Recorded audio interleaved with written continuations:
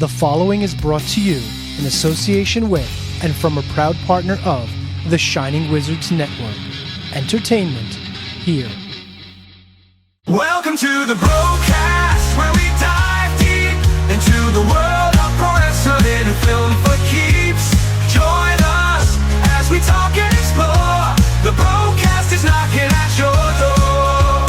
Get ready to rumble, get ready to roll. Welcome to the BroKast, where we dive deep into the world of pro wrestling and film for keeps. Join us as we talk and explore. The BroKast is knocking at your door.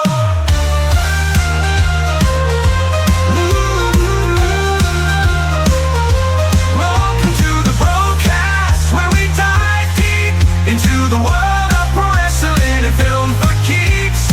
Join us as we talk and explore. The BroKast is knocking at your door. The BroKast is knocking at your door.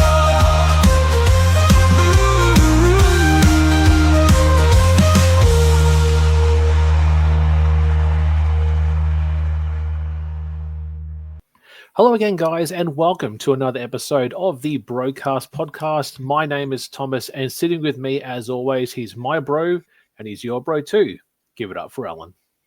Hello, everyone. Welcome back to the BroKast. It is me, it is he, it is I, Alan of the BroKast. Tom, how are you? Bro, I'm going good, but it's very hot.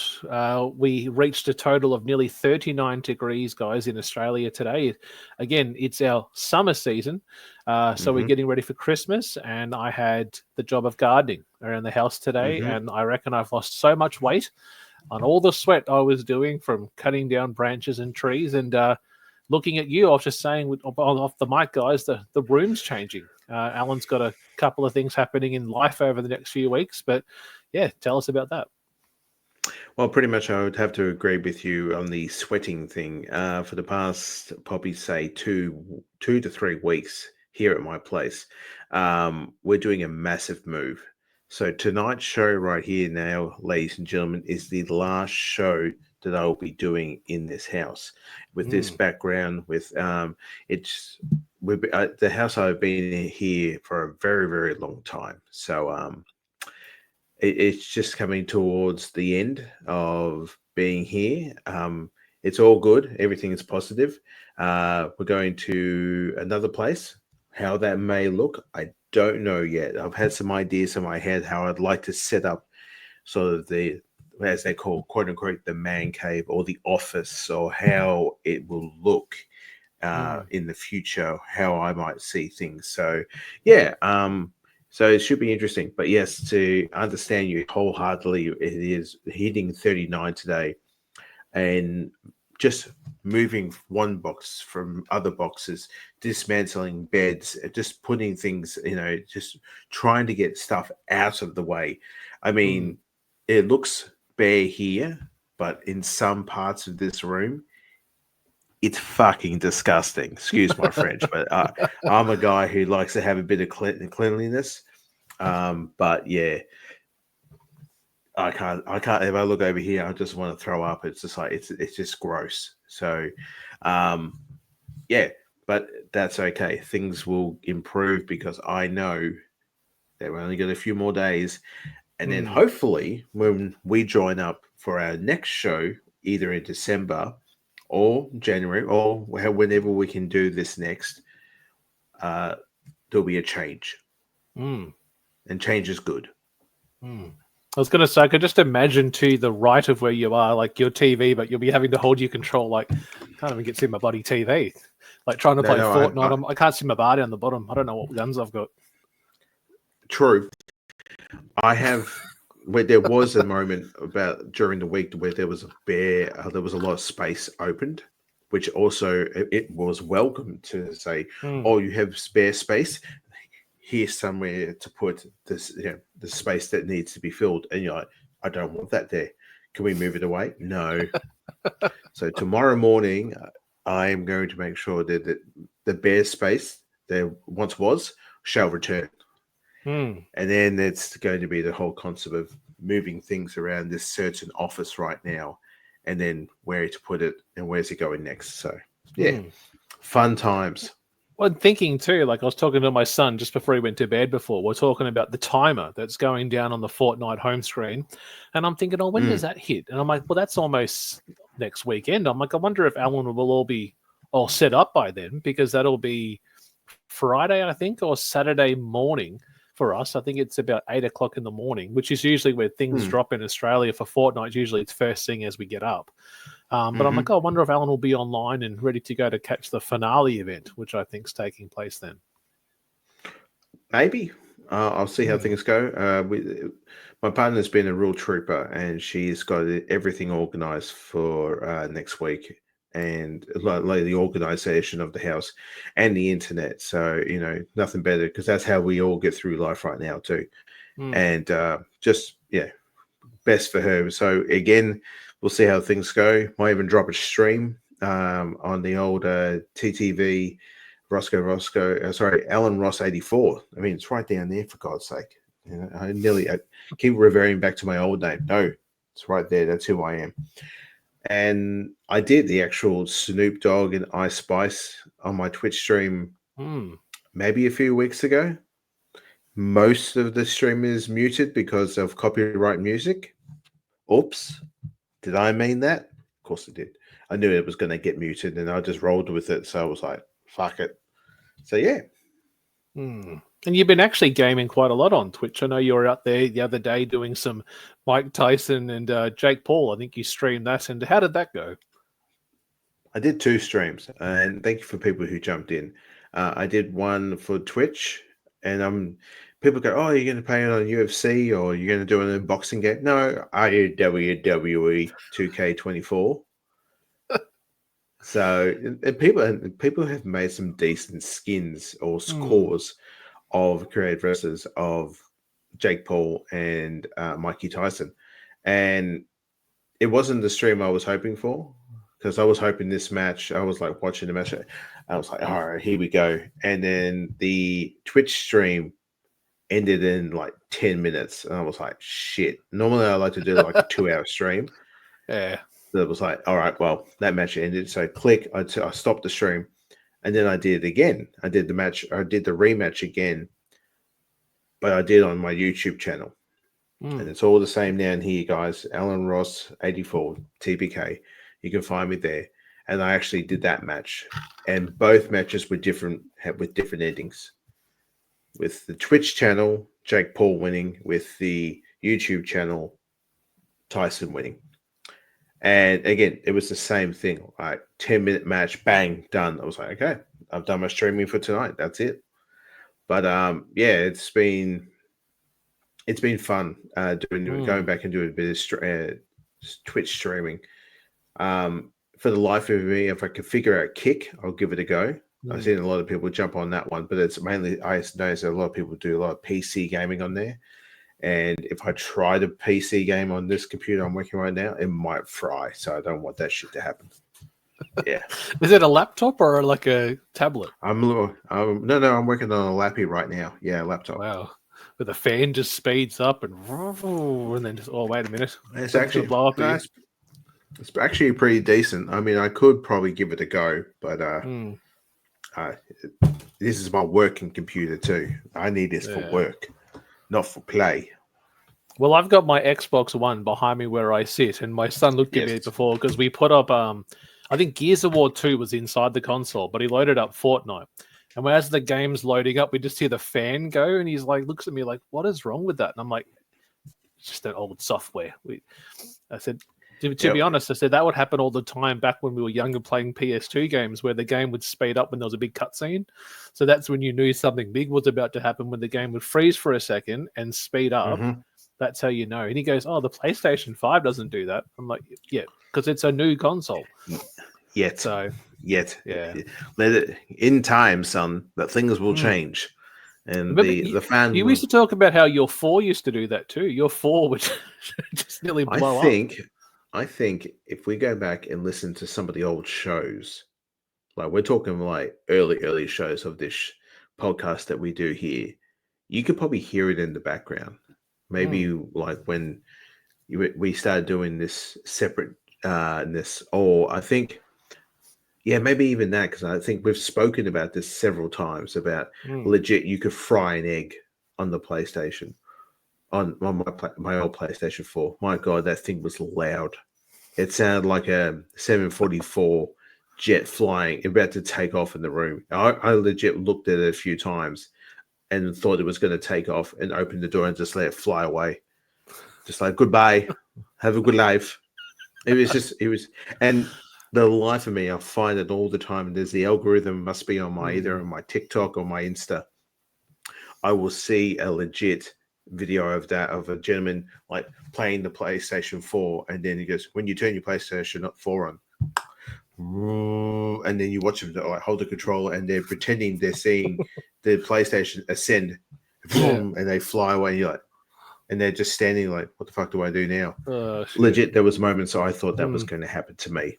So, yeah. Well, my aim is to get an Xbox Series X. That's what I'm saving for. I've got a money box over there. I'm going back to the old-fashioned money box, where I took just an old jar of tomato sauce that I had, an old Dolmio tomato jar, cut a little line in the top, and I drop coins in there every week, every Friday. Whatever I have from that week, if it's $2, $20, it goes in there. I think I've got about $32. So we're getting there. You're getting there. Next year, sometime next year. But that's my thing, is to get a Series X and do some more Xbox streaming, because again, I've got a few games that I've been recording. I finished one the other day that'll be coming up on December 28th. So wait and see what that is. But before we actually kick into the show, I just want to get your views, because last time we caught up was last weekend, where Alan popped over here and we thought, let's do a barbecue, have a feed, have a swim with the kids. Oh, the fight's on. The fight. And we're not talking about UFC John Jones Stipe. We're talking about the night before, guys, which was the Jake Paul Tyson. Alan's like, bro, it's on Netflix. It costs nothing. Let's watch it. And what are your thoughts? I remember saying this to you, and again, this is a wrestling podcast that we talk about on here. We talk about wrestling. This is very much a show. It was like the old WCW days, early 2000 WCW, before it went out of business, unfortunately. And it showed that the undercard, so the undercard of that whole Jake Paul Tyson match, leading up. So some of the matches that we saw that during that time, they were on Netflix. There was also a handful of them on YouTube as well too. But the undercard was just banger after banger after banger, and especially that co-main event, the two women boxers. That was a hard-hitting battle. That was violent. It was bloody, and pieces of them were like legit falling off each other. It was just amazing, that was. And then again, you get to the main event and what it's all about, and we all know why we're here. This is the reason why we watched it on Netflix. There's a reason why the Netflix server crashed, which is unbelievable to hear. I didn't even notice it. I was watching it on my tablet for the majority of the day while I was doing some cleaning and packing around the house.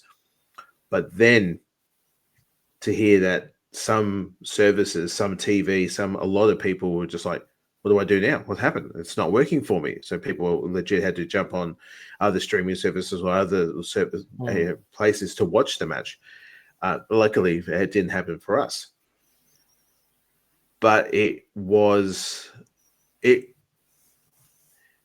again, I think I've said this to you, that we grew up watching Tyson fights. Our dad loved boxing. Our dad grew up watching Muhammad Ali, one of the greatest of all time.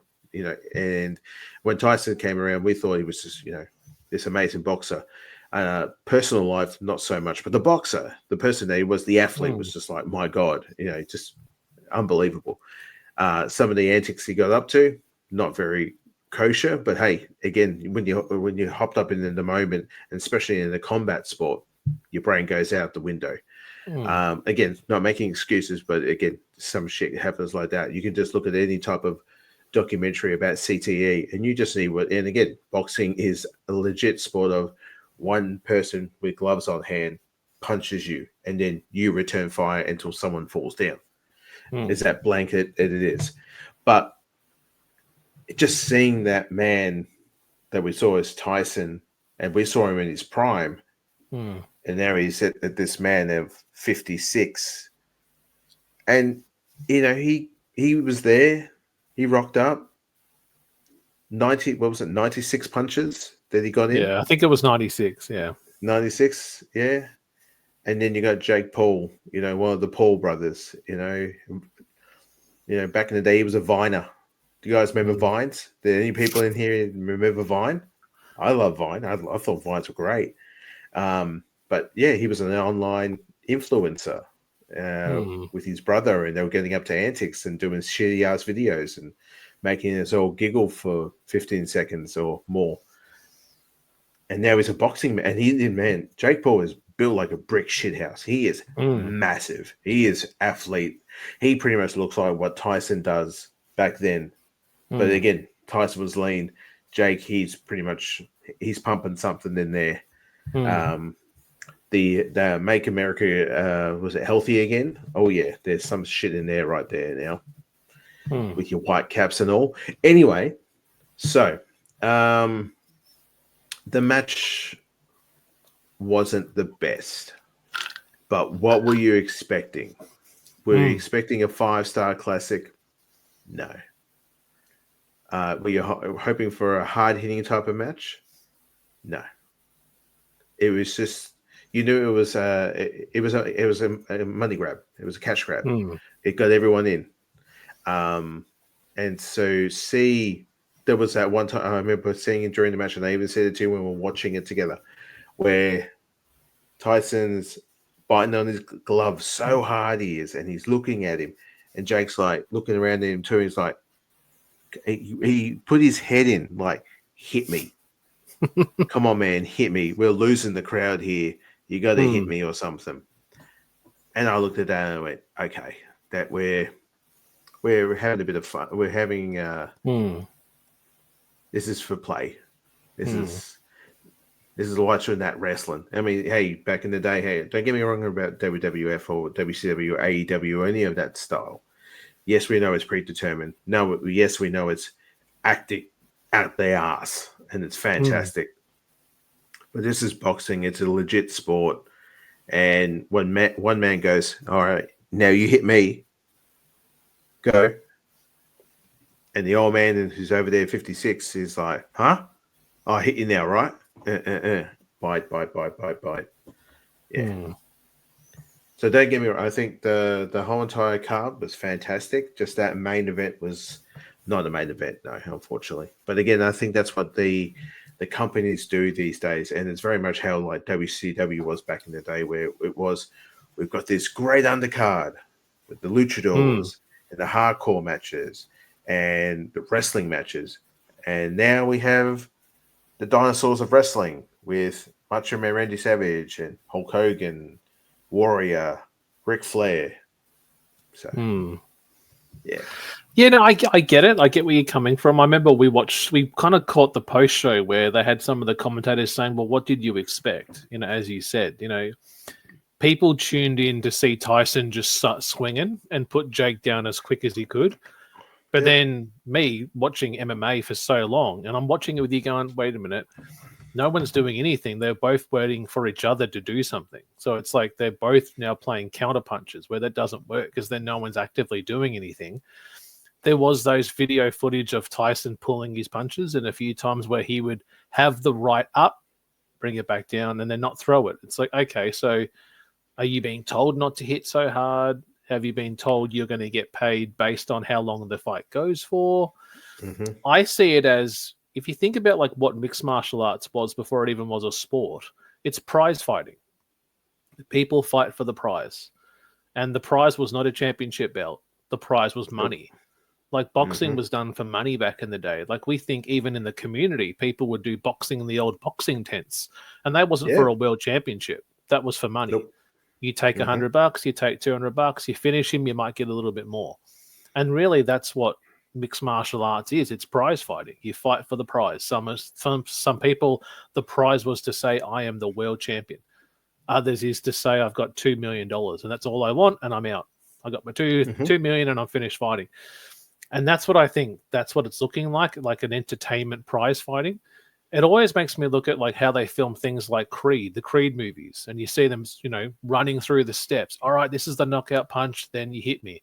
And that's what it seems like you're watching a live action movie being made and being shot. Because there's always so many cameras going at the same time. Like, who's that guy? What's he filming for? So it's like they're making a doco or something. Like, there's always cameras filming, but that footage never gets released. So it's like it's being made for something. And it always seems that the fights are planting the seed for something else. Like when you had Logan was there in the post-fight, and they were teasing a Logan versus Tyson, and you're like, what? Okay, so that's where we're going next now. That's the next one. So, Logan Paul saying, "Motherfucker, I'll kill you." So, and again, that's the Logan Pauls. That's the Jake Paul and Logan Paul brothers style of how they've always been. The problem childs, the brats, those shitheads that you would see at school, and you go, "Oh, for fuck's sake, here they come," and you just go, "Oh yeah, come on, get your goofiness, get your shit out of the way." Hey, I look at that and that makes me so. Again, I watched their vines. I laughed. I found them funny. Again, I was kind of that type of silly shithead myself in school, but not to the extent. I knew when to pull myself up. But with those two, you just go, yeah.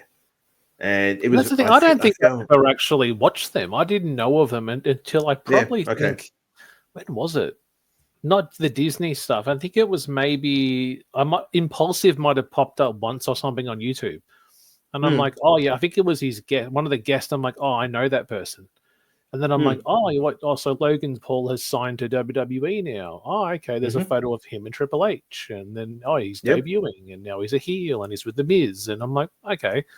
And then on the side of that, Jake was having all these arguments with Dana White and the UFC. You're not paying your fighters enough. I'm going to make my own league. I'm going to do my own thing. And then I'm like, okay, so they're both on the same different trains on the same track, and sometimes they cross over.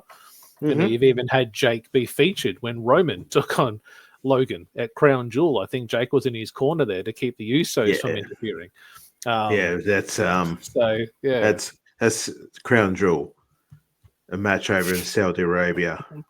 You mentioned the money that he got. It was like, you fly me over to Saudi Arabia and you're paying me. All I have to do is to stand there and keep my brother, walk down with my brother, and that's it. Okay, yeah, I'll take that dump truck full of money. I'm not made of stone. Thank you. Yeah, so. But that's what I think it's becoming. It's becoming like an entertainment. It's like, as you said, there's the legit stuff. There's your card. This isn't the same to that. This isn't official. It's just an entertainment. Let's have a good time and let's go have a drink after it and go, cool, we fought for the prize. There's the prize. And there's people that think that they want him to fight properly, like take on a real world champion, take on a real legit boxer. But I think he's smart to know, I'm going to make more money doing this than doing that. I know I probably will get my ass whooped if I do that. Yeah. So let me just stay and take on these fights. Like there's talks of doing, possibly another Tyson matchup. There's talks of doing possibly a match, I think it was with Andrew Tate, they've talked about. And there's even talks of Conor McGregor and doing Jake. But if you've probably seen the news, Conor's probably going to have to face the light. There were some things that have come out about him. So that might be something that will be down the road. But because I think even Dana said, I don't think we'll see Conor back until the end of next year for a UFC fight. So it's like, shit, okay, just retire, dude. Get your life together, man. You got other stuff going on. Just get out of there. Get your shit together. Yeah. Just going back to what we were talking about too. It was about after the match. I think it might have been after the Tyson match, or maybe before it. Jake hugging his mum, and I think the mic picked up on what he was saying to her. And he's like, I did it, Mum. I did it. I didn't want to kill him, but I did it. We're going to be so rich right now. And then I saw a couple of tweets on that. And then a lot of people like, that woman is the most evilest woman on the planet. She has produced two horrible sons. And look at her now. She's happy as a pig in shit. And you're like, Yeah. But also to say, talking about the boxing that we're seeing now, it's not that different because we used to have that back in the day with celebrity boxing. Do you remember that show? I do, yeah.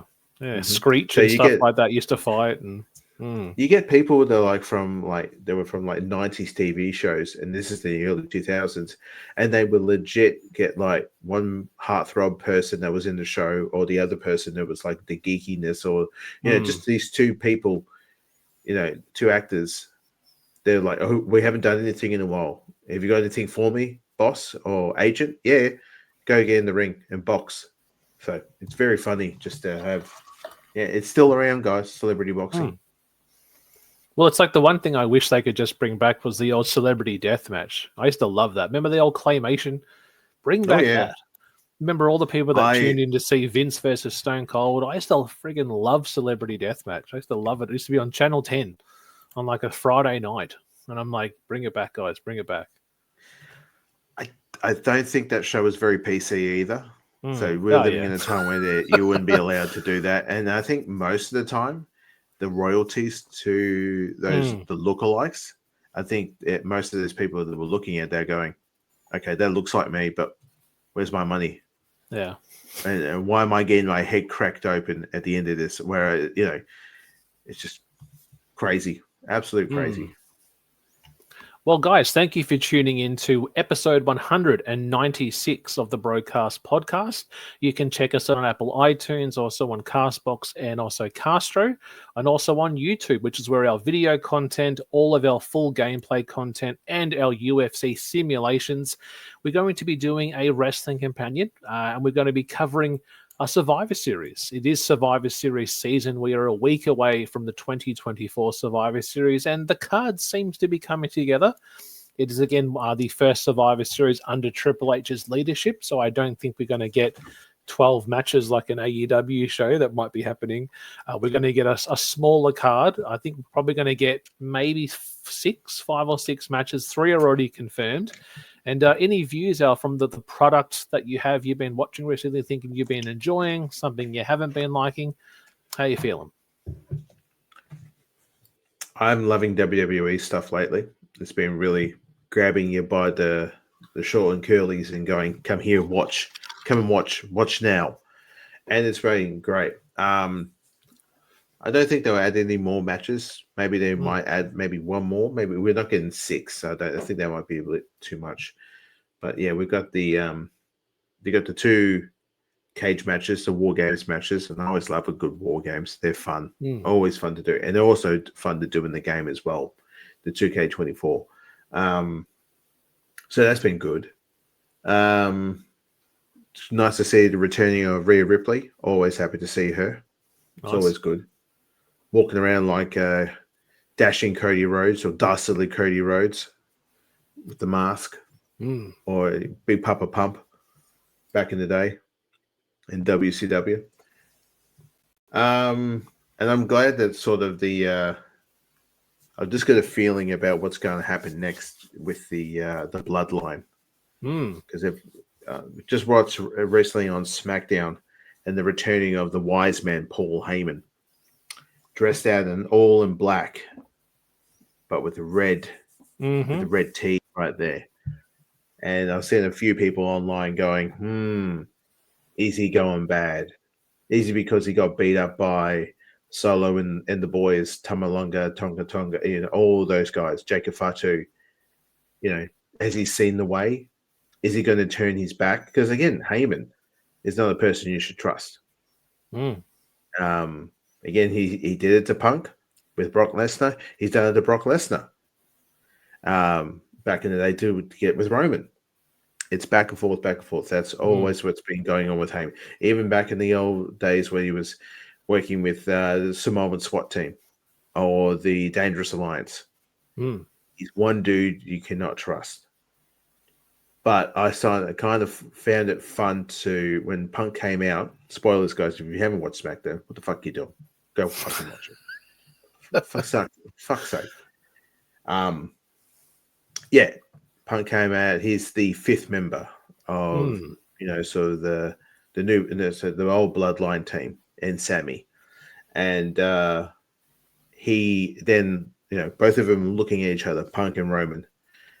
And he pointed at Paul Heyman and said, "I'm not doing it for you. I'm doing it for him." Mm. So I found that fun. I always was like, okay, again, this storyline is going great. This is like cinema at its best, And the other card stuff that's going on is fantastic too. I'm enjoying it. But this is like the main event. This is what we're watching, and this is the soap opera of wrestling where you're just like, oh fuck, I got to go back and watch this now. I got to keep up with the storyline that's going on. How will it end? So yeah, it's fun. Well, this is always the big time of the year because the next road really is Royal Rumble, but then Mania. And I always think Survivor Series sets up what WrestleMania will be. Because you think about it, a year ago, the return of CM Punk set up Punk and Seth. We didn't get that match, but that was going to be, or would have been, a co-main or possible main event on one of the nights. I did see something that you were just saying then around the Punk and Roman exchange where he says, again, I'm doing it for him. And Roman mouths to him, well, that's my wise man. And Punk smirks and says, we'll see. And you're like, oh, okay, is this where we're going for Mania? Is it going to be Punk Roman? Is that what we're going to do? If that's what's going to be, where does Rock fit into it all? Is that off the table now? What do you think about Punk being put into the match? Because I did see a few rumors the other day. There was talks of Brock being rumored to come in. Yeah. I always thought it was going to be Seth. I just thought Seth would see the path and join it. I didn't even predict a Paul Heyman return, but I was thinking it was going to be Seth to do the whole Bronson-Seth feud.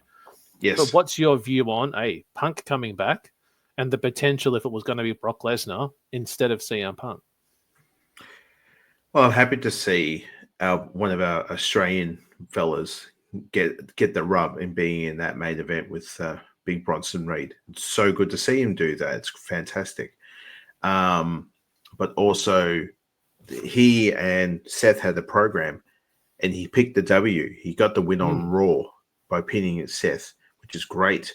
And you look at him, and you're like, he fits into that team. He fits into that ragtag of Samoan big boys.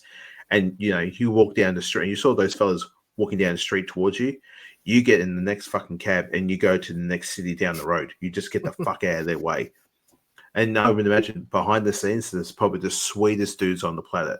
But again, if you didn't know them from a bar of soap and you go, no, I choose life, goodbye, and you just fucking run, Seeing Punk in it, he's definitely done with McIntyre, unless, McIntyre comes back and says, I'm not fucking done. I'm returning and I'm going to kick his ass. We're not done, which would be wild. But I think I like it. I like to see Punk back. When he spoke about, I'm going away now. I don't know when I'll be back, but hopefully, when I do, I'll be going for the champ. I'll be going for the champ or something. He said, and then he went away. That was like maybe 2 months ago, I think. But it's in Canada too. I've just noticed that there's big matches in Canada. So interesting dynamics always over there in Canada. Things have changed. They always say it's what a jury lawyer used to call it was like bizarro world, where the bad guys are the good guys, and vice versa. Things have changed around. But I'm happy to see Punk. I like Punk. I remember go back and listen to this show. I used to shit all over him in his time in AEW, and I own it. I was thinking like the haters, and then you find out that the real haters were those people behind AEW the whole time, and you're like, oh, that's gross. That's not cool. Yeah. Support your workers. Oh, don't. Okay. You guys are the reason why it's in the shitter right now. So, again, I digress. This is not the shit on the AEW show. I'm not saying we're here for a good time. So, We're here for a good time. As always, wrestling's for everyone, guys. Don't forget. And then I said, wrestling's for everyone. Guy wearing an AEW shirt and a fedora. I see that all the time online, and I instantly think of you. It's like, and he's just talking, and it's the guy's like, and then I said, wrestling's for everyone. And then Just everyone me. walked away. Yeah. Fedora AEW shirt hasn't bathed in 3 days. Disgusting. Anyway, No, I bathe one I'm couple not of times a talking week. about you. I'm not talking about you. I'm just talking about the wrestling bros out there. And if you are one of those, looking right in the camera, wash your ass.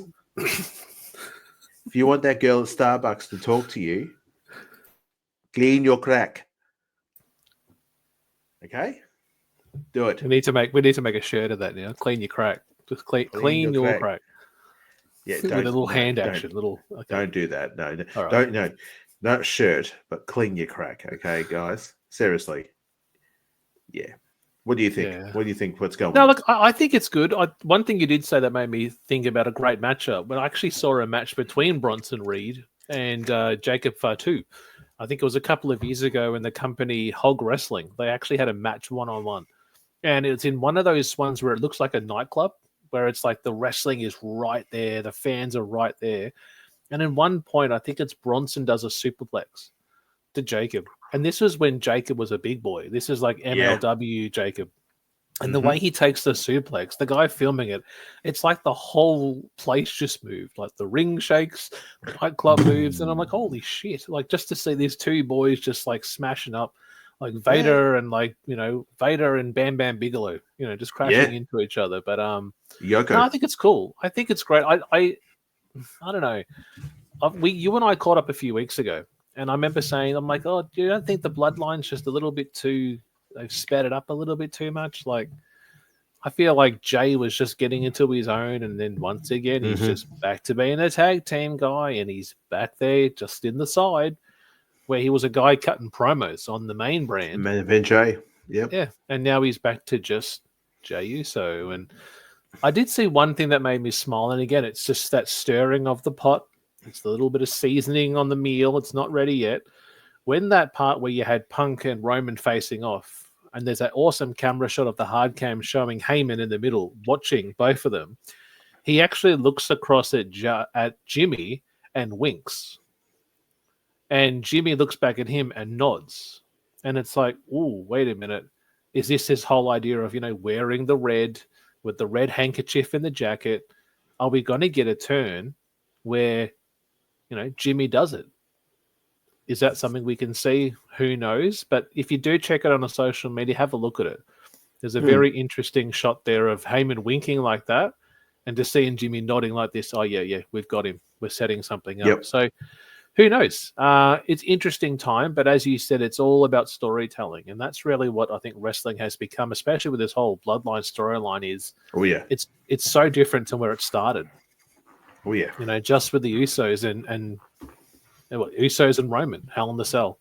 COVID, 2020 time, 4 years on, so many new faces, so many new dynamics coming into it. But I think it's great. I don't watch it religiously as I used to, but in terms of the interest, I think with them going to Netflix is a massive deal. There's been a couple of tweets about the buffering and what's the issue going to be with the buffering with it being a live show as opposed to shows being non-live. You can fast forward, rewind. How will that going live? And I think Triple H was interviewed recently saying, we're not going to have issues with that. We'll work that out as we go through. So, yeah. Do you think they will go back to studio wrestling? Do you think? I have a feeling. I don't know what it is for the life of me, but I just have a feeling that we're going back to 605. We're doing studio wrestling in front of a crowd, and I think that's kind of fun because it just instantly makes me feel. Because I think I've seen a couple of shots on how I think someone took photos. I think it might have been Triple H just posting some stuff. What the Netflix wrestling is going to look like. Are we going to be at big arenas, or are we doing studio wrestling? Are we going back to the Dusty days of or Dusty and Flair, where someone comes out and they shoot a promo, and then next to the next person does a promo, then they do some wrestling. I just have a feeling in the back of my head that might be there.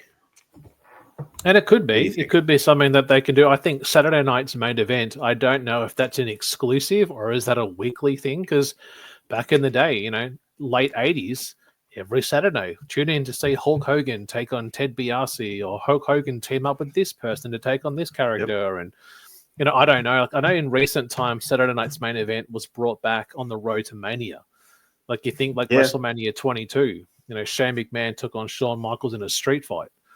Or they had, enemies who were facing off at the pay-per-view teaming up, in a tag team matchup. So I think it's cool to bring it back. Maybe that might bring that feel to it of the studio crowd, the old Saturday night, WCW Saturday night, where that was filmed in Universal with that circular fans right there where they were filming it. So that might be cool. What's your view, really quickly too, on the whole WWE ID program? Have you seen that doing the rounds there where independent wrestlers getting signed in, and some interesting names have popped up too. A couple of returnees I saw coming in as well. Yeah, one of our Australian wrestlers down here too. She got for the life of me, if I can remember her name, but I saw that the other day, and she deserved it.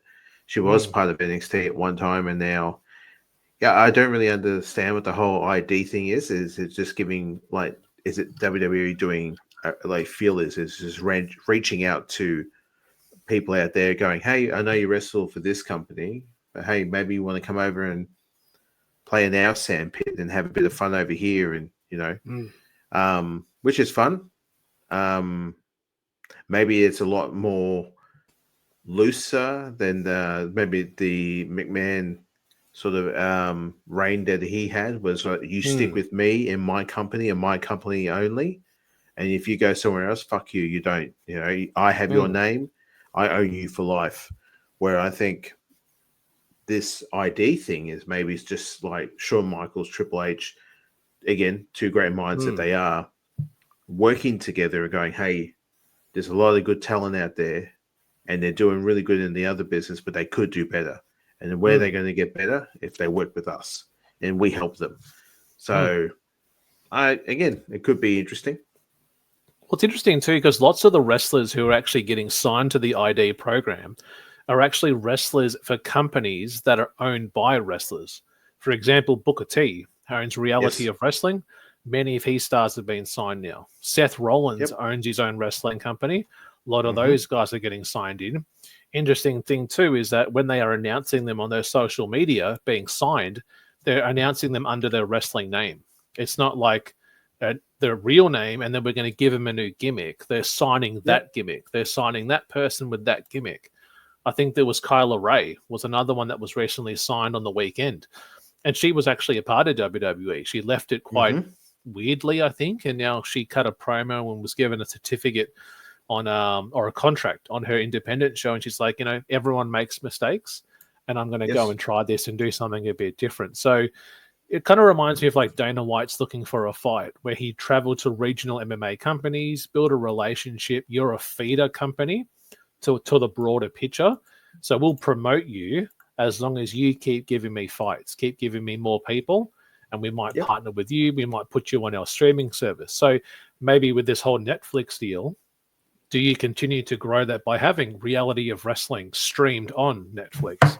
Do you bring these regional companies a platform, not just Fight TV, but potentially a WWE, channel within Netflix? So that could be something, but it's interesting. Pretty cool stuff. It is very cool. And just see how it goes, because, maybe there'll be some wrestlers that will wrestle for another company owned by a coked up gentleman that might see a brighter light and then might venture over to a company where they'll be respected and probably looked after. Well, before we announce our matchup, we want to give a shout out to not one, but two great wrestling podcasts. Check these guys out. The Shining Wizards is the greatest wrestling podcast of all time. Don't believe me? Tune in and check us out. We laugh, we cry, we interview some of the greatest people in professional wrestling, and we have some of the greatest segments of all time, including everyone's favorite wrestling game show, Can You Beat That? We're live 6:50 p.m. East on Monday nights on all social media platforms, And we're with you wherever you go on every single streaming and podcasting platform as well. Check us out. Go over to shiningwizards.com and join us for some wrestling talk and talk about wrestling. What's up, everybody? I am the patron saint of podcasting, the Warden Matt Ritter, the host of the #1 wrestling podcast on Pornhub. Yes, you heard that right. And I'm here to tell you about the #1 wrestling podcast on Pornhub, the Smackin It Raw Podcast. Me and my co-host, Vince Delgado, and Miss Katie Kinsey Bebe of the She Leads Showcase do a weekly recap where we cover Raw, SmackDown, NXT, Dynamite, and Rampage. We are on Pornhub, YouTube, and every audio platform you could think of, and we are spitting what we don't like and swallowing what we do every week.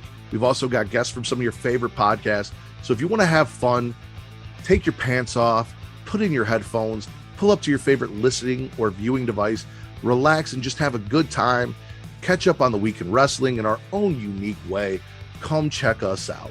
You guys can find me at Matt Ritter. That is at MATTRIDDER on Twitter only. There you will get Linktree/SmackInRaw. That'll get you all of the audio platforms as well as Pornhub. You guys can also check out Linktree/Creation World, and that will get you the YouTube, the merchandise, and the Pornhub, as well as other great podcasts from Creation World, which is the banner under which the Smackin' Raw podcast exists.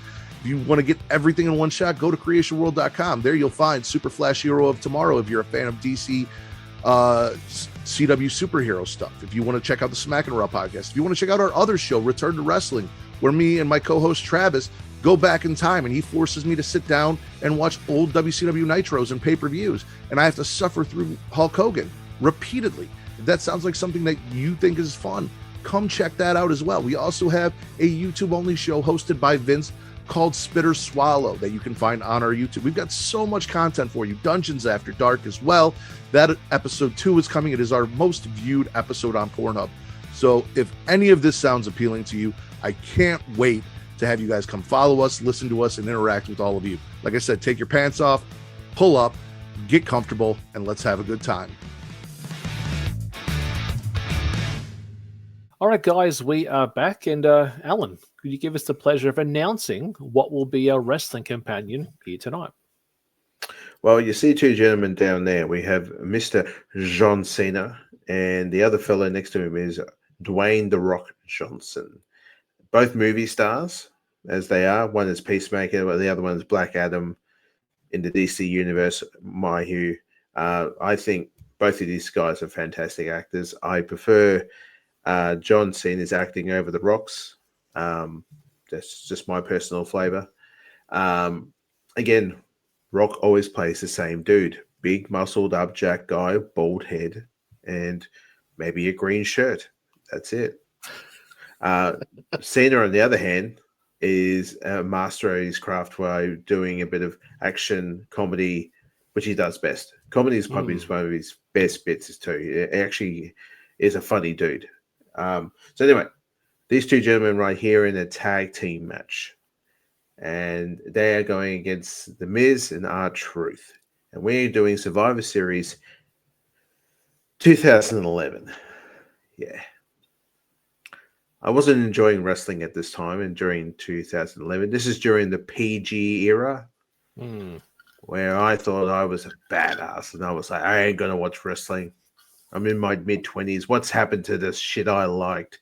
What happened to the attitude adjustment where, we had racism and boobies and people getting their wangs chopped off with katanas and more racism and more fornication where we could see chicks' butts and boobies, and women's wrestling and women's wrestlers weren't being respected. What happened to my wrestling? It's changed. I'm making my desk shake. I'm sorry.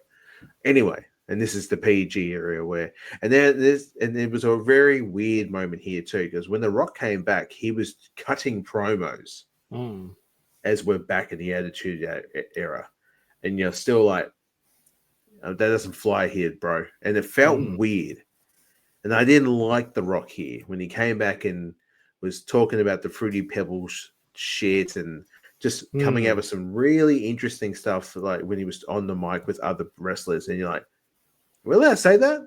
Is that shit fly these days? And again, he's like, I'm Dwayne "The Rock" Johnson. I'm a movie star. I can say whatever the fuck I want. I will own part of this company one day. You guys can't say shit. So, and this is also this time where Cena is getting heat, so much heat, negative heat from the crowd, and it's and you can definitely tell it's like where the pinnacle was. It was kids loving Cena. They love Cena. He's their hero, the superhero, the Superman that he is. And then you got dudes in their early teens, 20s, 30s, just thinks it's fun to boo this hero. This white meat baby face that he comes out, hustle, loyal, respect. It's very much like Hogan's. Say your prayers, eat your vitamins, be strong, be good to others. And people were like, "Nah, I don't want that. Nah, piss off with that shit. This hustle, loyal, respect. Nah, I don't. Bring back The Rock. We want him back for the Attitude Era, for the good times, sort of." So that's the match we're doing tonight, guys. It's the tag team match of R-Truth and The Miz versus The Rock and John Cena. We're sorry. And it really was, again, this rivalry took place over almost like a 2.5, 3 year period. You think the WrestleMania where Cena took on The Miz for the WWE Championship, The Rock was the host of that year's WrestleMania and featured the scene there where there was a bad concussion to The Miz and rock bottom, and then Miz gets the win, and then it's like, oh, I want to challenge The Rock. And then you had Cena challenge The Rock to the following year's WrestleMania, which would be where we are here on the road to. And then again, you think that would be, one time only. And then we got it the following year, but this time it was for the WWE Championship, because we have covered Rock versus Punk, which was from the Royal Rumble, and also again Elimination Chamber. Cena would go on to win the Rumble, and then we would get Cena Rock 2 for the WWE title. But again, 2011, I was not watching. 2011 to 2013, I stopped watching wrestling almost everywhere. I wasn't watching TNA, wasn't looking at WWE. I just kind of went off it. And we actually covered an event from this year. You probably don't remember it. It was years ago. We covered the Raw Christmas, which had do you remember the main event? It was John Cena takes on Alberto Del Rio in a Miracle on 34th Street street fight with Santa Foley getting hit by the car to start the show. That's how the show, yeah. And then he came back at the end and gave the Mr. Socko, and then Cena with the Attitude Adjustment, and they all celebrated happily with Santa to cap off the WWE Christmas Raw from 2011. So I forgot about that. Again, when you get older in life, guys, you try to retain as much good information in your head and try to filter out the dog shit. Yeah, that's something that was forgotten. I mean, we've done so many shows on this podcast. I mean, like recordings, and we've also watched a lot of stuff. And again, you just filter out the good stuff and get rid of the yuck. Well, on that note, Alan, could you give us the pleasure of giving us our 3-second countdown? All right, ladies and gentlemen, we are on the YouTube. This match is on YouTube. So get ready to press play with us. This match goes for 32 minutes and 53 seconds. So get ready. Exactly. Yeah, it's going to be a long one, guys. Put on a pot of coffee. Take the phone off the hook. No one's calling you anyway. Just and also, if you're going to listen to this show, pause it first. Go wash your crack, and then after that, and then have a shower, and then put on some deodorant. Come back, get dressed, and then after the show ends, go down to that Starbucks and talk to that girl. After you clean your crack, you can't leave your house without cleaning your crack. You hear me? Anyway, let's start watching this match in 5, 4, 3, 2, 1. And we had a bit of a laugh, guys, as we were getting all the ads together for the stream before. We noticed when we went onto the YouTube link, I looked at the views, and it totally blew my mind that the total that I can see as of now, this video was released 4 years ago, so in 2020, and it says it's had 243 million views for just this tag team matchup, Bill. Mm-hmm. Yeah, there's two gentlemen in this match. They're superstars and movie stars. And that's Rock and Cena. And then you've got one of the greatest wrestlers of all time is R-Truth. And then you got Miz. Actually, no, that's kind of wrong. And that guy, yeah. He's a movie star too. I forget that the Miz is, that he is as well too. He was and it's kind of hard and it's to also see weird seeing them be heel. I was going to say, I think you were going to say being a heel. Like, same heel. Like even saying, instead of doing heel. what's up, they're saying you suck instead of what's up. And it's like, oh, that's different. Yeah.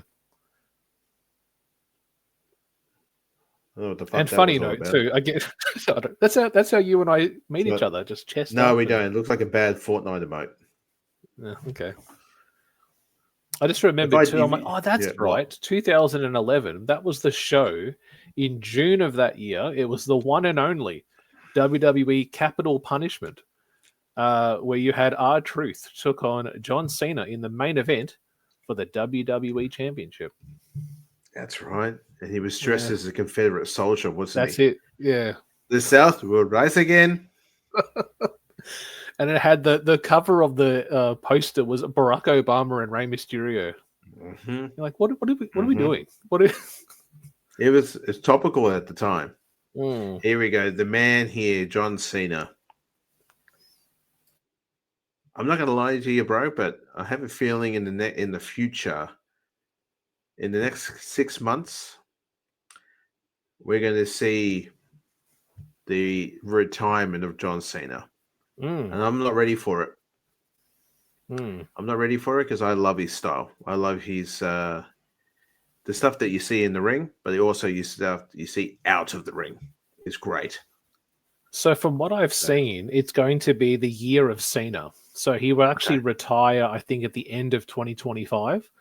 Great. Like part of me still thinks we're going to get a 17 title reign. Somewhere in there, I think we're going to get it. I actually thought they were going to go with Punk versus Gunther for WrestleMania. I think we might see Cena Gunther at WrestleMania. And I think he could be the one to take it from him, to just give it back to him. But that will still be the record break, will be the 17. I still think he'll get that before it's all said and done next year. We got Mike Herder as your referee and your ring announcer, Justy Roberts. The Dapper, what's his little pet name that Excalibur gives? The Dapper? The Dapper Justin Yapper. Roberts? The Dapper Yapper. The Dapper Wanker of Justin Roberts. It's not as bad as the Rizzler or that other guy coming in, so... I don't know what the fuck that's all about. Wrestling at its peak right there, ladies and gentlemen. It's the Costco guys, all flexed up and everything. So look at The Rock here. Early days of the gear. Look at that, man. Doesn't so look thin. like yeah.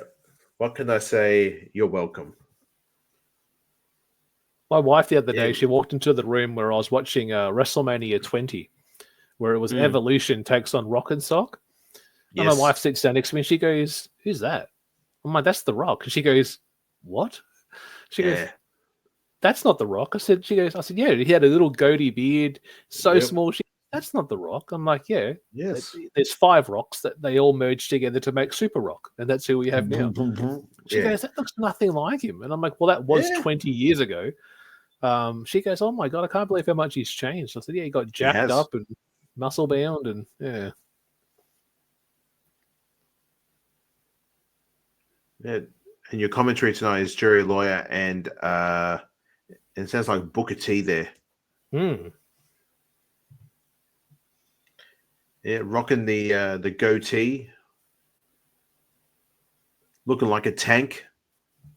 G.I. Joe. Well, I'm trying to think what he would have done at that time because, Fast and Furious was still years away before he started getting involved in them. I think he was Fast and Furious 5 or 6, I think, he first came into. And that's kind of when I stopped watching because there's a few things from that movie that made me go, and I'm out. Especially where he's in a hospital, where his arm's in a cast, and he intensely squeezes his arm so hard that he shatters the cast that's on his arm. And I'm like, that can't happen, and I'm not watching anymore. So Okay. yeah. No.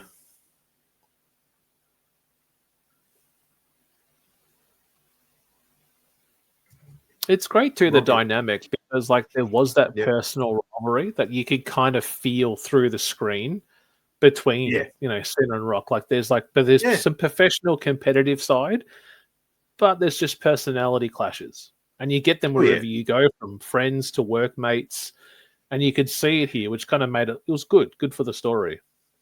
It did. And then to have like 7 years out of the ring, The Rock, a lot of things have changed since you've been here, old man. This is how things go now. And there's this new young guy named John Cena, and he's doing wonders here. He's doing better than you were. And then to an old soul like to The Rock, he's like, nah, I don't like this. Mm. And that's why there was kind of off again, on again. There was a bit of animosity. You could always tell the three at the back. And they're projected onto the screen here. I was just going through I the don't- comments as I'm sitting here watching this, Oh, yes. and I just came across a very interesting comment that someone's put here on YouTube, where they've Mhm. literally provided timestamps for Oh, the yes. match for everybody. If you just want to just skip to a John Cena comeback, cheap shot, Miz big boot, Miz DDT, double suplex, cheap shot, Oh. leg drop, STFU, it's all listed there for you guys. If you just wanted to Yeah. just go boom, boom, boom, boom. at- Oh yeah, At Legend Killer 316, thank you. yeah, just all there. Just walk The Rock wrestling here like Rocky Maivia.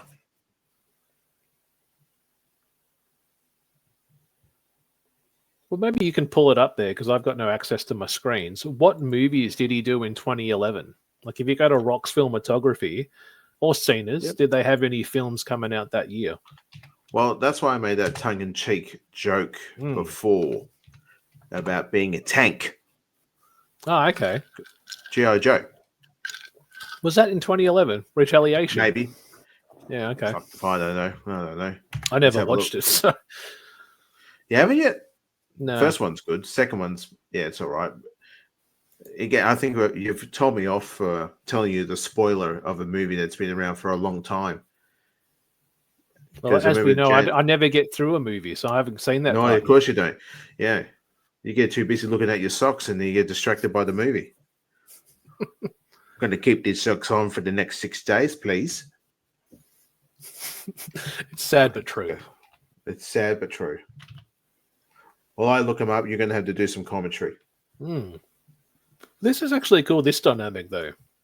Again, K Quick, Ron the Truth Killings, 2000, teaming up with Road Dogg, Jesse James, and was kind of like an unofficial kind of DX member at that time. I always liked him. I think I was kind of a big fan of him as Ron the Truth when he went to TNA in 2002.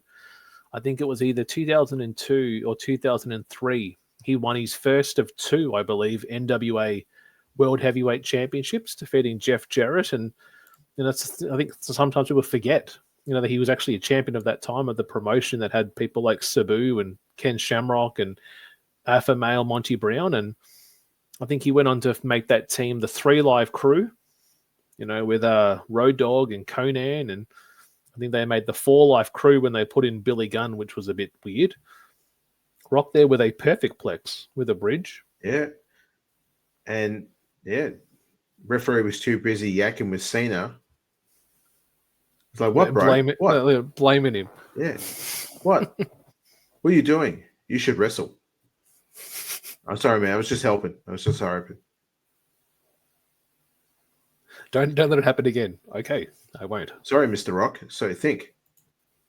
So at this time, back in 2000, between the 2010 mark and to about 2013 mark as well, Rock had done the Tooth Fairy movie. Good Lord. Journey to the Center of the... Journey to the Mystery Island. And then in 2012, he also did the G.I. Joe Retaliation. So again, he's got the goatee.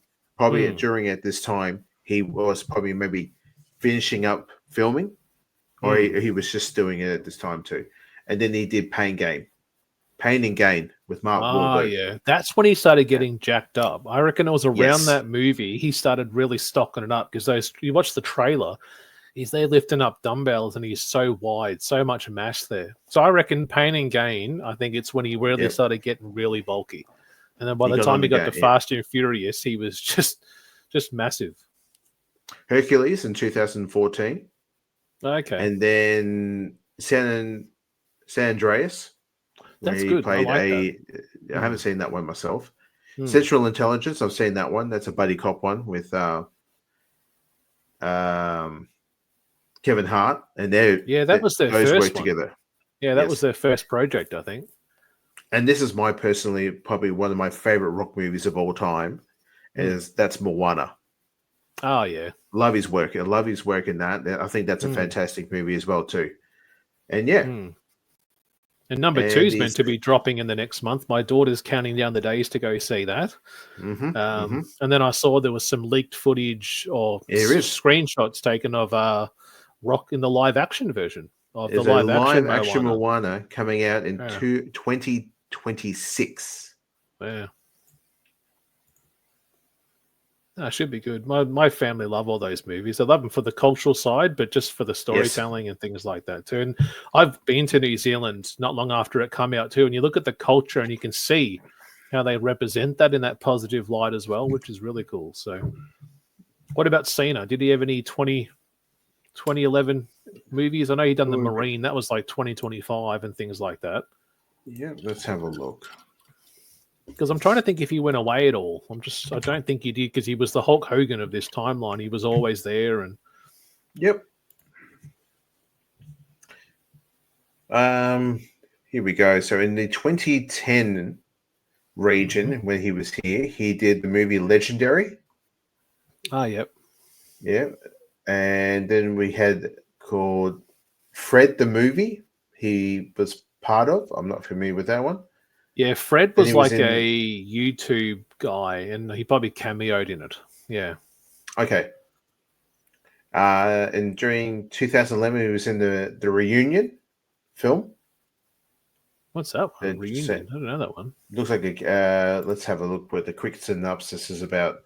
After the death of her father, Nydia's life has changed. Is in charge of fulfilling his last wish, bringing his 3 brothers back together. Sam, who's played by Cena, a hard cop currently on suspension. Leo, by the actor name of Ebony, a loudmouth, overbearing bail bondsman, and Douglas, who's played by Hal Brooks, a handsome 20-year-old fresh out of jail. So it's a feel-good. I've never heard of that one. No, I might look at that. Yeah. And then after that, there was not much. But then again, I think probably what's best seen is stuff he did. So I don't know if you've ever seen the 2004 Scooby-Doo WrestleMania Mystery. Yep. Yep, he's in that. That's probably his best stuff too. I love he's fantastic as in the Suicide Squad movie as Peacemaker. And season 2 is, I think, dropping soon. I think of that too. Yes, They've released a little bit of footage out there. So yes, and it's a shame too that because of the change in the DC universe now, that James Gunn's sort of like those Zack Snyder movies don't exist anymore, and we're now changing it up. It would have been great to see Peacemaker and Black Adam. Oh yeah. Get face to face, and even in a scene, it would have been just fantastic to do. Yeah, but again, because I saw a tweet, James Gunn was asked, "How are you going to confirm where Peacemaker's set in? If it's Peacemaker season 2 is set in the new DCU, how are you going to explain the appearance of the Justice League in season 1?" Exactly, and he's like, all he's announced was, "We'll deal with that very quickly in season 2." So there'll be something where they'll say either that's not happening, or because I remember seeing a screenshot of the scene where you see Wonder Woman, Flash, Aquaman, and stuff great. like that. So yeah, it's have you watched the Peacemaker TV series? No, of course you don't. No, you don't like to have fun. You're an idiot. If you ask me, have you played the insert game? I probably played it. Have you watched this? Most likely not. No. So, Okay, understandable. Yeah. Well, spoilers. Do you want to know or no? Oh yeah, tell me. Yeah. Yeah, cool. So basically, at the end, Peacemaker saves the day. He gets the girl, but she's passed out, and the Justice League rock up at the right at the last moment, and we're talking Justice League from the Zack Snyder. So we got Jason Momoa as Aquaman. Yeah. The dude that plays Flash is there. What's his name? Cyborg? No, it's not Cyborg. Not there. Batman, the chick that plays Wonder Woman.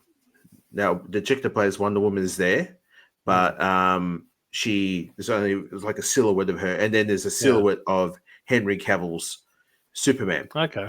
And as they're walking, Peacemaker looks at Aquaman and goes, go fuck a couple of fishes. Or he's through the lines of something really, really derogatory towards, you go fuck some fish. And Aquaman just looks at him. And then Barry looks at him. The Flash, he goes, is that true? He goes, I fucking hate that rumor. And then they actually swear. Wow, and okay. I haven't seen it. I've only seen the screenshot. That's cool. I want to check that out then. Yeah, it's a very interesting scene, and that's how it ends. So, yeah, because I used to read the Peacemaker comic books, like back in the day, the old like Suicide Squad. I'm talking like 80s, early 90s Suicide Squad. And I kind of like I like the look. It looks very old school. It feels very Jack Kirby kind of timeline with the big thick helmet and stuff like that. And it's cool. It's a cool little thing. So, and it seems to be like, TV shows is where it's at with, Marvel Comics and the DC stuff. But I think like even the Marine, I like the Marine. I haven't watched a lot of John Cena stuff. The Marine I enjoyed. 12 Rounds was okay. I'm just trying to think what jumps out as like a major film I liked with him. There was that one that he did where he was a fireman that came out a number of years ago. And that was okay. My kids actually said to me about halfway through is this nearly finished? And I'm like, you're not enjoying it. They're like, not really. And I'm like, okay, we'll put something else on. He was actually in the recent Teenage Mutant Ninja Turtle movie. That's right. Mr. Cena played Bebop. Was it? No, it was Rocksteady. Sorry.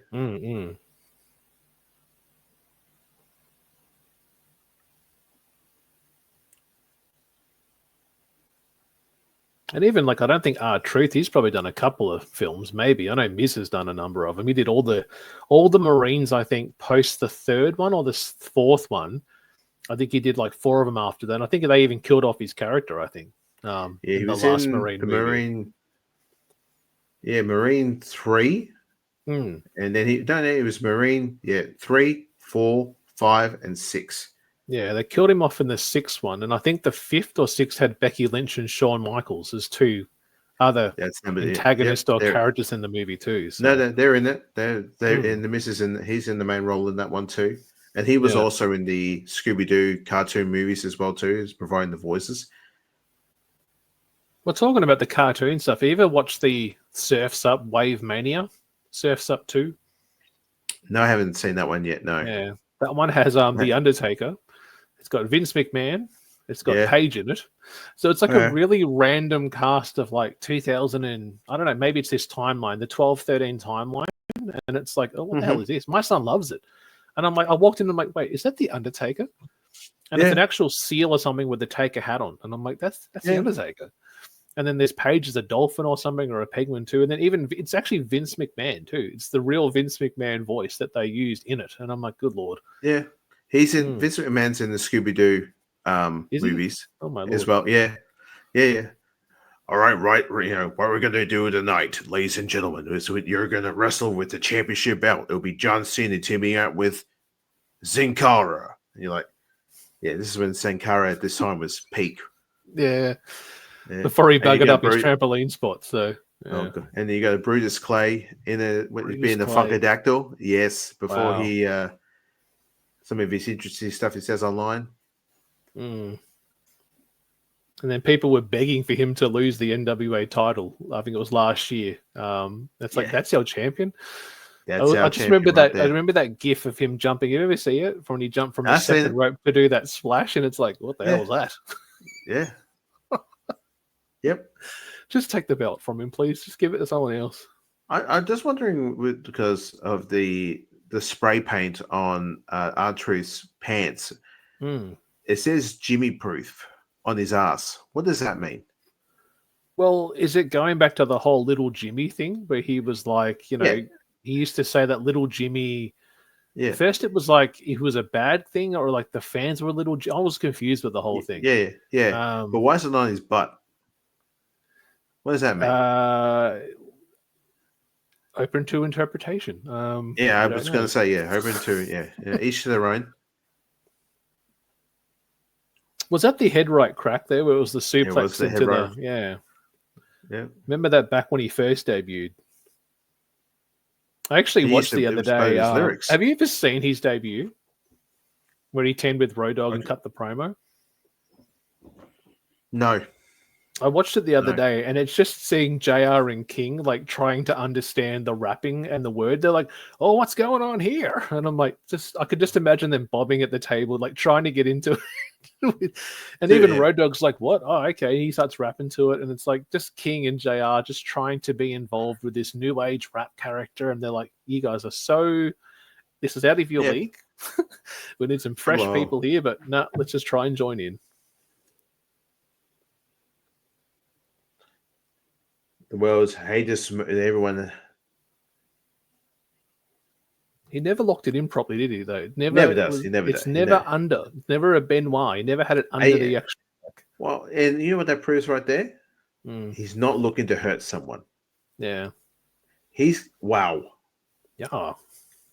He's going into He's going into a match where he's like, you know what I'm doing tonight? I am returning you home. To your family where you are safe.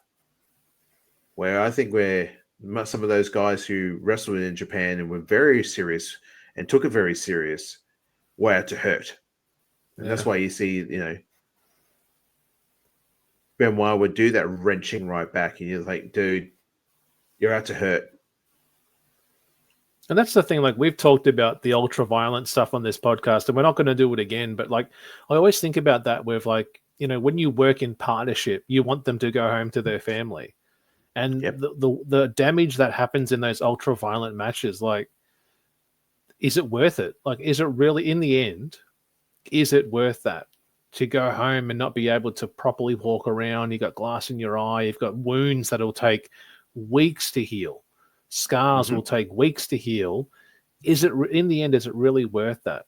And I always think back when AEW did that fire spot years ago where they had Cody, set a table on fire and did a reverse suplex to Andrade, and Cody got the most of it, and he was the one doing the move. His back went on fire to the point that parts of the table had melted onto his back.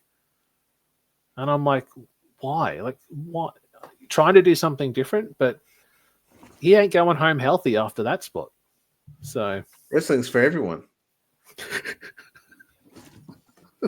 Again, it's trying to reach out and trying to get those old ECW moments, XWF moments. They're trying to hold on to those. I remember seeing that back in, 99 or 97 when they did that spot. Let's recreate it, but with fire and try to be different. Sound like an old fogey right here? Don't want to see that shit today, please. It's like, what is that? What would you say that pose is? I don't know. He's done it a few times tonight. There's little Jimmy and there's little Dicky. Little Dicky Flicky. When you flick the Dicky. Well, as we're watching this, I don't know if you've been checking it. What did you think of the whole Miz and R-Truth breakup recently with the whole Wyatt family and Kyrian Cross, and any views on the whole Kyrian Bray Wyatt kind of reimagined with the feud there with, Bo Dallas taking over? What are your views there? I knew Miz was going to do it. Miz is not good as a heel. Oh, sorry, reverse that. Miz is not good as a face. I don't like Miz's face. He does a better job of being a heel, and he's good at it too. He's really good at being a bad dude. Rock bottom. Oh, very nice. Well, it's like Miz always makes me think of like Miz and Ric Flair are built to be heels. You can't trust Flair and you can't trust Miz when they're faces. You're just waiting for them to do something. So you're waiting for the turn. It's the same with Charlotte. Charlotte Flair is a face. I'm like, no, that's not you, girl. Be your proper self, please. I like the video of Karrion Kross on either on his Instagram or Twitter of Scarlett going up to him and saying, "We need to fight him. We need to find Miz." This is a couple of weeks ago when he got abducted by the Wyatts, and he goes, "He's already dead." She goes, "No, we need to go find him." And he goes, "Fine," and he just turns his camera off, and again they find him. I think the great thing of seeing Raw was Bodell's looking like his bro. Yeah. I had to double take. I was watching it and I was like, is that Bray? No, that's Bo. That's and yeah, it's going to be fun. Yeah, I saw some side-by-side comparisons and you're like, holy crap, like that is actually pretty cool. Like if you did want to reimagine it and like give him the similar look and attire, he could almost pull it off. So very nice. Huge. There we go. So even there, look at the Rock there from the back. Like his back is almost double that now. Like he's so wide. Yeah. Yeah. Brother's got no neck. The most electrifying move in all sports and entertainment. No, they lost it. I could do this all day. Okay, sure. Prove it. Prove it. Iron Man. Yeah. Yeah. Right now. Go. And that's it. Oh, what? Yep. Okay. I did not call that being the ending. I thought there was a little bit more. No. People's elbow was the win. Not the rock bottom. Wow. People's elbow. There's Mama Maivia. Well, okay. Yeah, there's about 5 minutes of antics between Cena and Rock. I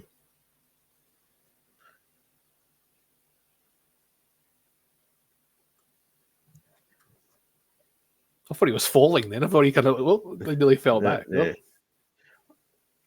No, I don't know if this time too is when his father passed as well. And Rock's father passed. And it didn't end on good times between he and his father before he passed. Yeah, I think he openly. I had one of Rock's books that I used to read. Probably read it during COVID, and he talked about how his father was he was a tough man. He was raised tough, and he raised Rock tough. It was tough love in terms of how he showed it. I think, as he said, as he got older, he became more accepting of their time, but it was few and far between. It's probably better for us to not be around each other all the time. It's better just to have our distance. And even I think I watched an interview when his father did pass, he was literally driving into a movie set when one of his cousins called and said, yeah, we've just lost him. And he said, I actually thought, do I go into work or do I turn around? And he said, I went into work and I did something that would have made me, calm in that moment. And once that was done, I went home to family. So that was interesting. I thought, I don't know if I could ever do that. I don't know if I could go into a commitment if something like that happened. But again, different relationships. But I was about to say, I would imagine the relationship that Dwayne had with his dad is very different from that you and I have with our dad.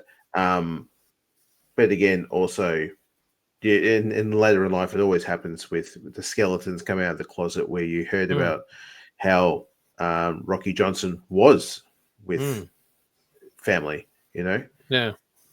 I'm glad I'm muting this because I hate when people do this shit. You're playing to the crowd. We know you're the good guy. But when two faces do it, you're just like, there's no need. And Cena right here, he knows he's like, I haven't got a chance here. I'll give it a try. I'll give it a go. And it's like, get There we down. go. The kids are Boom. going the kids are going crazy, which is beautiful. But yeah. Oh, nothing beats ECW One Night Stand 2006. Oh, that was wild. Throws the shirt, they throw it back. He throws the shirt, they throw it back. Yeah. Yeah. Who did that happen to? Is that happened to somebody else? I think it was in AEW. I think it was either Punk or Cody. something. No, Cody, that's He's what it belt. was. Yeah, I remember. Yeah, when he was TNT champion. I remember that. He had his weight belt. He threw it out, and then someone threw it back in and threw it back out. He then picked it up and threw it back into the crowd, and then the whole crowd just threw it back over. Then Andrade jumped off the top and went out because it was during a 6-man or 8-man tag match. He grabbed the belt and threw it under the ring and told everyone to shut the fuck up. And then they continued to wrestle. And Andrade is a heel here, so it was like, okay, I'm for that. That's good. I think that's when I saw a few tweets where people have said this was the moment when Cody knew it was time to go. When he had lost them, it's just like, okay. I think he was already on his way out, and they were, and people found out was just like, hey, where's this boy going? And he's like, to greater pastures. And even Cena here, this is like 2011. He doesn't look like the Cena now.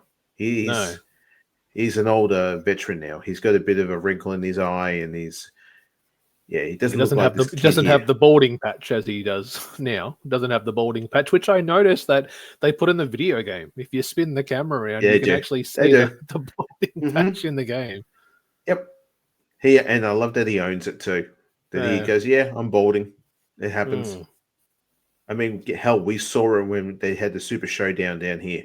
And I was in the crowd alongside with our brother and chanting, "You're going bald." You can legit hear us on that show. And again, I haven't gone back and watched that, but I've been told that you can hear people saying, "You're going bald." Yeah, that was a tag match or something, wasn't it? With like Lashley and Kevin Owens or something, some random tag match. Yeah, that's right. Yeah, Cena and well, there Cena we go, Bobby. Yep. Any closing comments on that one, El? I think I looked at Wikipedia more than I watched that match, and I'm grateful for it. Yeah. No, great match. What I'm already doing. I'm sorry. I'm being easily distracted. I've already. What are you watching now, El? It's gone right over because I didn't pause it. I just put it on mute, and I'm right at Rock v Cena WrestleMania. Okay. Yeah. I'm not watching this maybe shit. next year. Maybe not. Maybe. Well, we can, but I no thanks. I'm good. I got better things to do in life than watch wrestling. That I was like, predictable. But, yeah, and that's what that time was. That PG time was that predictable time, and maybe that's why I stopped watching. I know I became a dad then too, but maybe I was just like, nah, I ain't gonna do it. So it's too predictable these days. Any closing comments, and where can people find you? Thanks everyone for watching. I hope you guys enjoyed our commentary to the tag team match of Rock v Cena versus R-Truth and The Miz. My socials, right there, Alan Ross 84 TBK on all my socials, my YouTube, my TikTok, my Twitch, but you also got to put a TTV right there too. I still have a gaming code, creative code for Fortnite. So if you're in the Fortnite store, lately Fortnite, why must you do this to me? I'm trying to save the V-Bucks, but then in the V-Bucks, in the store, you give us the shoes, the kicks, to put on your skins. Yeah. And they are Jordan Airs. Oh my God. I want the V-Buck. When I asked Santa this year, I go, Santa, please, I want the V-Bucks, all of them. So I get all the kicks, all the Jordanaires. I fucking, man. Every day, I woke up this morning and checked it when I had a moment at downtime, and I was like, okay, I'll have a look a bit what's going on in the store. All those shoes. I'm like, damn. I'm glad I got one shoe that was free. That was great in the battle pass there. But man, I will need the V-Bucks, please. So Well, I saw the tweet this morning with the 4 new sets coming in, and my first thought was, I wonder if Alan's got V-Bucks in the corner, or he's got an old voucher somewhere. He's probably going through his stuff. Just before we pack everything up, I got to find this voucher. I got a few from the Battle Pass, but it's not enough to get me to where I want to be. Oh, I might just have to find it, muck around, and I mean, I've been saving them, but I'm trying to justify of going, hey, I need to get these V-Bucks. I need to get these cards. So, yeah.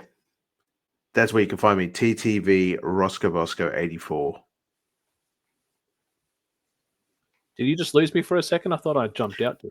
That I started doing the podcast by myself. Felt like I was on my Twitch channel. But yeah, you back? I'm back. It's all good. We can edit this stuff out. Nah, keep it in. It's fun. It's good shit. Well, on that note, guys. Because you can also see the fear in my eye. If you go back and watch it, you'll be like, where the fuck did he go? Oh, not again. Not this again. He's giving me the reins. Oh, shit.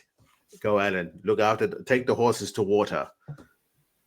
Oh, shit, dude, when we did the 2021 COVID time, the amount of shows, guys, that we lost because the internet just always crashed. I don't know what it was with my bandwidth, but almost every month, every show had to be changed because of that. So, well, you can check out me at Mr_MMA Action, but collectively you can check us out on the BroKast, TheBrokast.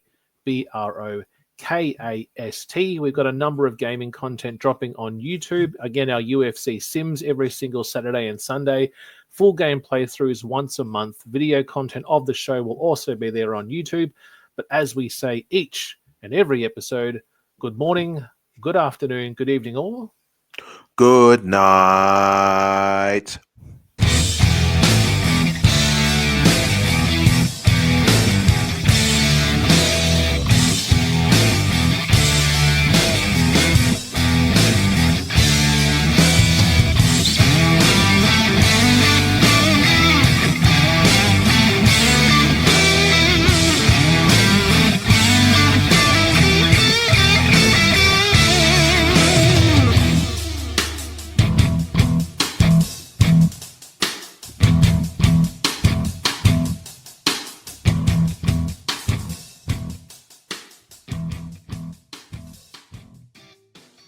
Yeah, guys, thanks for sticking around.